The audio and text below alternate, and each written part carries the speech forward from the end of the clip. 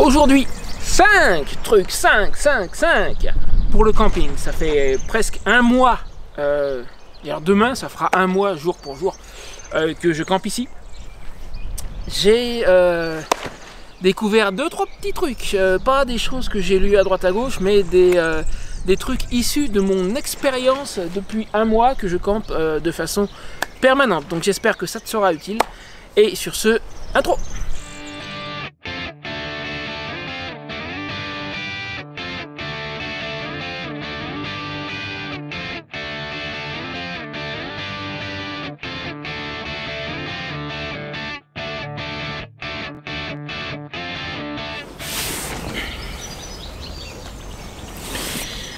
Truc numéro 1, quand tu dors, si tu veux pas être réveillé par le soleil au petit matin, utilise un bonnet et mets-le sur tes yeux, comme ça.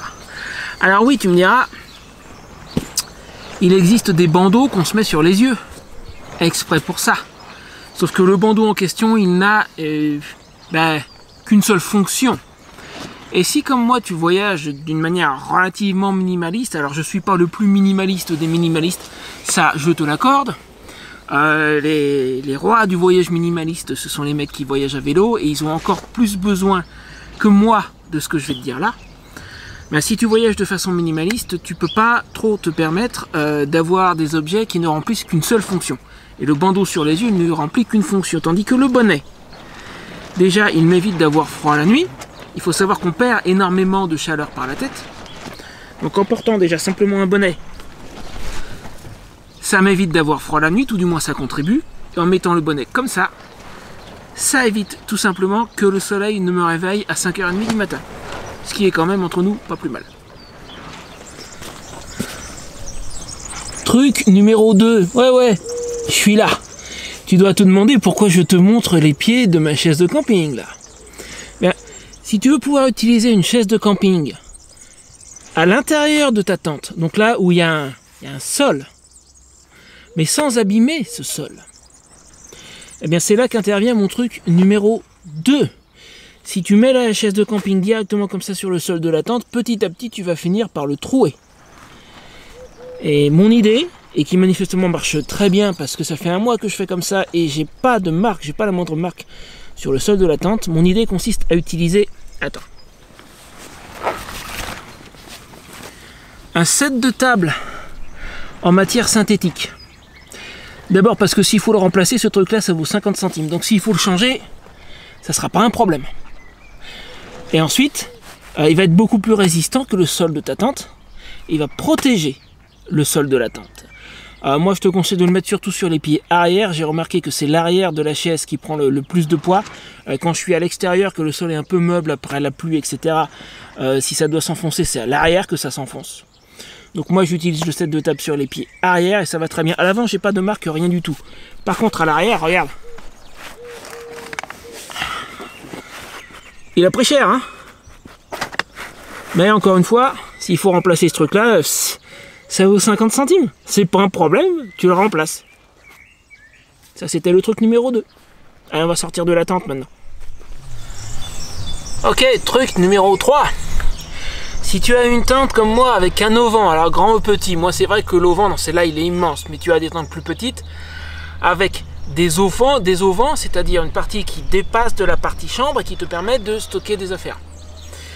Si dans ton auvent, il n'y a pas de sol, il n'y a pas de bâche par terre, tu es à même le sol.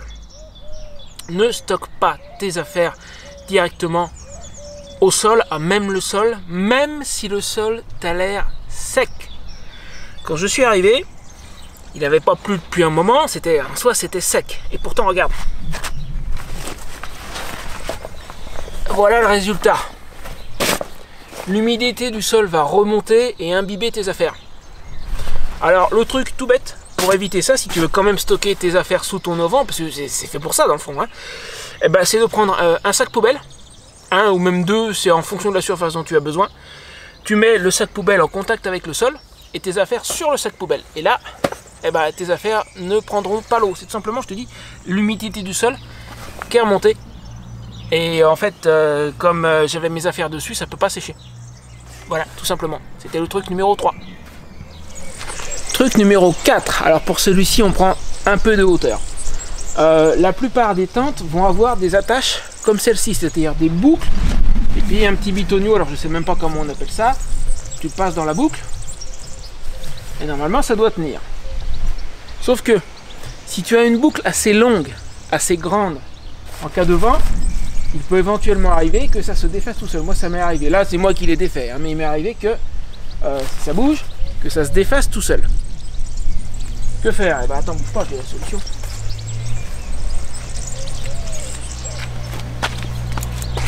À couper. Je t'ai eu, hein. Si, je t'ai vu. L'espace de 2 ou 3 secondes, t'y as cru. Non, on va rien couper du tout. Évidemment que non. C'est beaucoup plus simple et moins destructif. Le but, c'est que notre boucle soit plus petite pour que le bazar ne puisse pas se défaire tout seul. D'accord? Si la boucle était grande comme ça, il pourrait en aucun cas se défaire. S'il peut se défaire, c'est parce qu'elle est grande comme ça. Eh ben, on va faire ça, on va l'entortiller. Et résultat, je me retrouve avec une boucle beaucoup plus petite. Et il faut que je rattrape le bazar. Il est là. Et en l'ayant entortillé comme ça, ma boucle est plus petite. Et ça ne risque plus de se défaire. Problème réglé. C'était le truc numéro 4. Bon, bah, il nous en reste un. Alors pour le 5e et dernier truc, on va réellement utiliser les ciseaux ce coup-ci et un petit peu de scotch. Alors dans mon cas du scotch électrique rouge, ça fera tout à fait l'affaire. Le truc c'est la nuit surtout. T'es au banc, tu risques de ne pas les voir. Je sais même pas si on les voit à l'écran là. Tu vois, il y en a un là, c'est celui de mon tarp. Et j'en ai d'autres. J'ai ceux de la tente, comme celui-ci. Alors sur ma tente, pas de souci, parce qu'ils sont fluorescents. Donc la nuit, j'arrive avec ma lampe, je les vois. Par contre, ceux du tarp, j'en ai un là, j'en ai un au milieu du tarp, j'en ai un à l'autre bout, et suivant comment je mets le tarp, je pourrais encore en avoir d'autres. Ceux-là sont pas fluorescents. Et la nuit, j'ai beau avoir une lampe, je risque de ne pas les voir et de me prendre les pieds dedans. Voire quelqu'un d'autre pourrait éventuellement se prendre les pieds dedans. Alors on va faire un truc tout simple. Imagine si on avait quelque chose qui flotte au vent dessus. On le verrait beaucoup plus facilement parce qu'on repère plus facilement le mouvement.